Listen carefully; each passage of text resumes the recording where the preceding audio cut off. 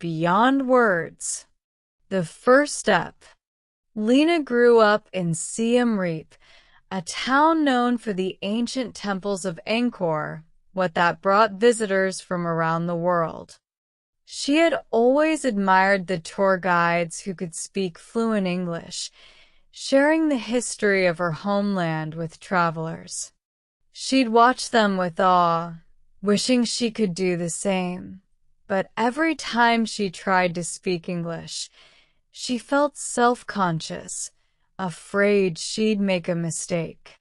Lena worked at her parents' cafe, where she often saw tourists from many countries.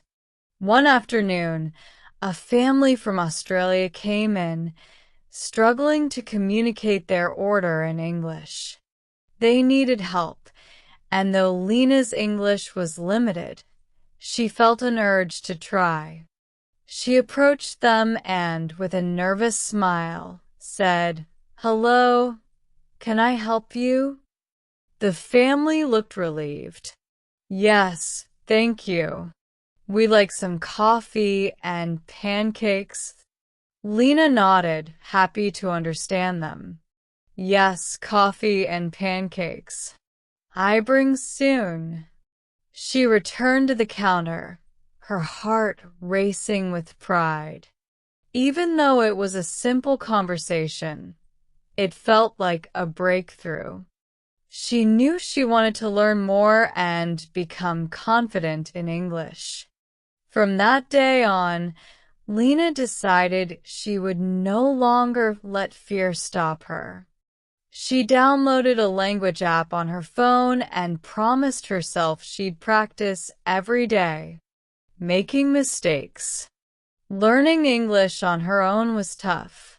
She'd get up early to review vocabulary, reading aloud in her small room and practicing her pronunciation. But English had so many irregularities. Words that looked the same sounded different, and phrases didn't always make sense when translated directly into Khmer. One day, Lena tried a new phrase with a customer, an elderly English man. "Enjoy your food," she said proudly. But instead of a thank you, he laughed and said, "Oh, I will. And you too, dear." Feeling embarrassed, Lena walked back to the counter, wondering what she'd done wrong. She replayed the conversation in her head, wondering if her pronunciation had been off. When she looked it up later, she realized that "enjoy your food" sounded better as "enjoy your meal."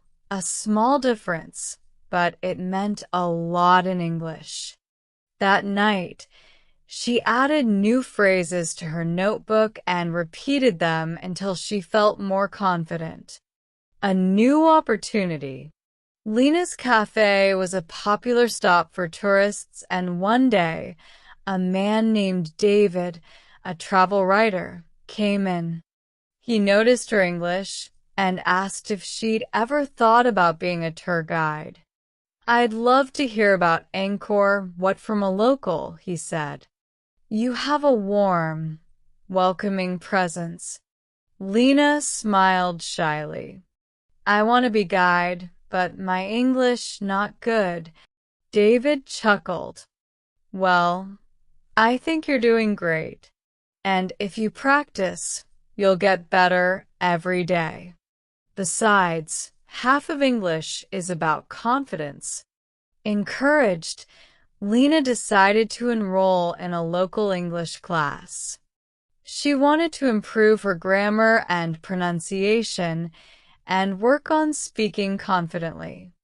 Every week, she attended class, meeting others who shared her dream of learning English for different reasons. Some wanted better job opportunities, others wanted to travel, and a few just enjoyed learning languages. Learning through challenges. Her teacher, Miss Sarah, had a way of making difficult concepts feel approachable. She'd often encourage Lena and the other students to practice speaking in class, even if they made mistakes. "Mistakes are how we learn," she'd say. "If you're afraid to speak, you won't ever improve." At first, Lena was hesitant to speak in front of others. But Miss Sarah gave her small tasks, like describing her favorite place or telling a story about her childhood. Over time, Lena's confidence grew, and she found herself speaking up more and more.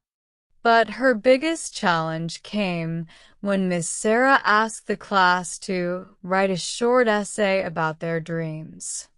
Lena's English writing was shaky, and she worried about grammar and spelling. She spent hours on the assignment, looking up words and checking her sentences. When she turned it in, she was nervous, afraid of making too many mistakes. When Miss Sarah returned the essays, Lena was shocked to see a note on hers that read, "Beautifully written. Keep dreaming big." The encouragement fueled her determination, and she promised herself to keep writing and improving. New friends and new insights. In her English class, Lena met a fellow student, Sathi, who was also working toward a dream of fluency. He wanted to become a chef and work in a restaurant abroad, and they quickly bonded over their shared determination to improve. They began practicing together after class, each helping the other with new words and phrases. Sathi taught her some slang he'd picked up online, while Lena helped him with vocabulary she'd learned at the cafe. They challenged each other to watch English videos, repeat phrases, and even write simple conversations to act out. Their friendship gave Lena a sense of community, knowing she wasn't on this journey alone. One evening, they watched an English movie together without subtitles. Though Lena only understood half of what was said, she enjoyed the experience, laughing along and feeling like she was part of a bigger world. She was beginning to see English as not just a language, but a bridge to new cultures, new people, and new possibilities. Taking the leap. Months passed and Lena's English improved. She was no longer afraid to speak with tourists at the cafe, and she even began sharing stories about the local area, offering tips on things to see. She felt ready to try giving tours, and one day, she told her parents about her goal. At first, they were concerned. "Lena, you don't have much experience," her father said gently. "Guiding tourists is not easy work." But Lena was determined. "I want to try. I know our village and the temples well, and my English is much better now." Her parents agreed, and with their support, she approached a local tour company, offering to guide visitors. She started small, giving short tours to small groups and sharing what she knew about Cambodian history and culture. The tourists enjoyed her warm personality and the way she shared stories with a genuine love for her homeland. Facing fears. One day, Lena was assigned to a larger tour group that included visitors from multiple countries. Her heart raced as she introduced herself, aware that her English might not be perfect. She stumbled over a few words, her nerves showing, but the group listened with interest and kindness. By the end of the tour, Lena felt a rush of accomplishment. She had spoken in English confidently, even though she knew she wasn't perfect. Later, One of the tourists thanked her and said, "Your English is lovely." It's inspiring to see someone so passionate about their country. The words warmed her heart.